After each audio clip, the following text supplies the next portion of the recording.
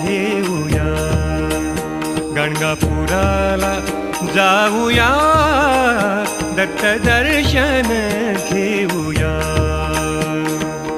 श्रीपाद वल्लभ दिगंबराच्या, श्रीपाद वल्लभ दिगंबराच्या भजनी रंगूया, गाणगापुराला जाऊया, दत्त दर्शन घेऊया, गाणगापुराला जाऊया, दत्त दर्शन घेऊया.